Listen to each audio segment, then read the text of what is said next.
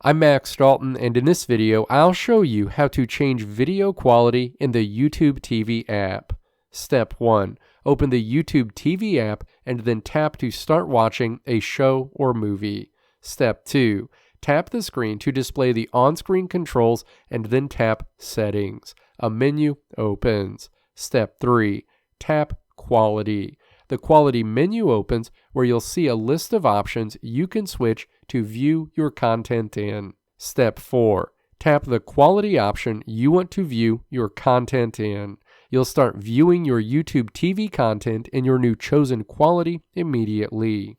Let me know if this video helped you out in the comments below. If you liked what you saw here, click the video links on the right side of the screen to check out another video.